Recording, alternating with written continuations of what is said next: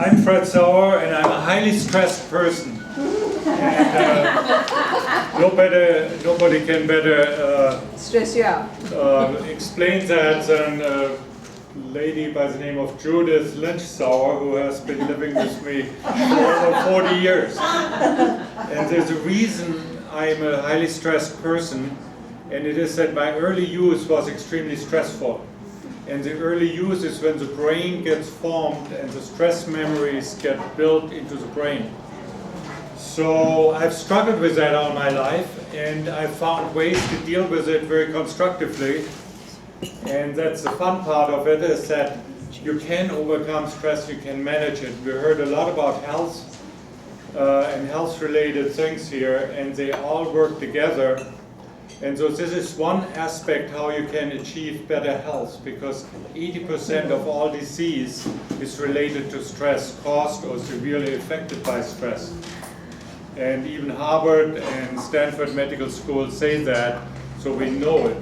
But what very few people know is how stress is generated and how you can directly where it's generated start to reduce it.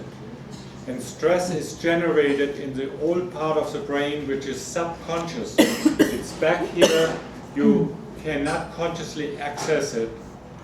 But ladies have a better access, and that's one reason I'm so excited to come here. One, I heard a lot of very interesting things about stress and brain and health. And the other thing, ladies have better access to it because your brain is slightly differently designed than male brains. And there are good reasons for it, and I'd love to give sometime a little more detailed talk about gender differences between men and women, why this is there, why the brain is different, and why our hormone systems are different.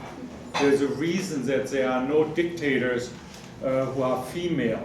They are always male. Okay, there's a good reason for that.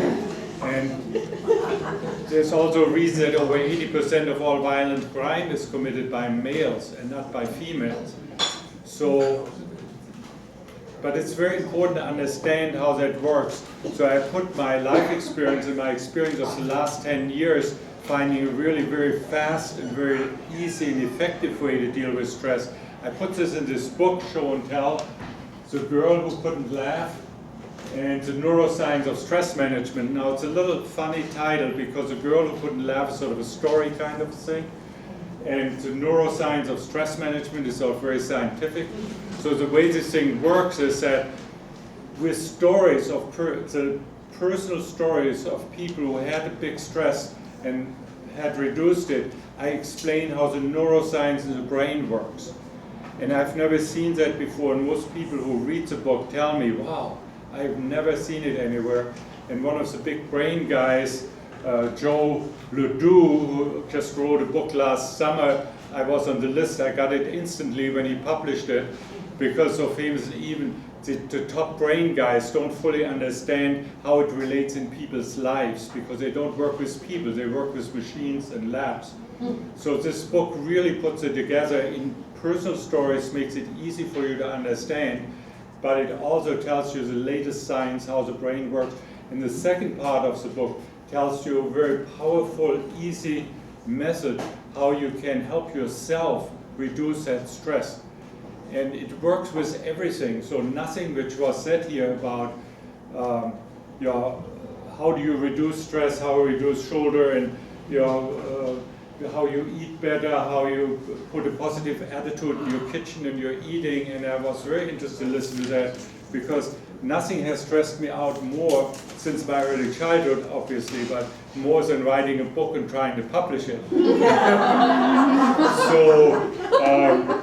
And it's an easy read too, because I was one of the readers that. Thank you. Oh, wow. So, I've read it also. Yeah. Oh, did. so it's a very helpful book, and you can use the techniques for yourself in your car, in your plane, where sitting here, getting nervous, you can use it anytime you need it. So that's the book about. We have a sign-up sheet.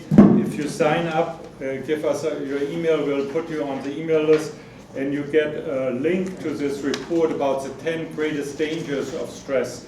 And some of these dangers are enormous, but some affect your productivity directly.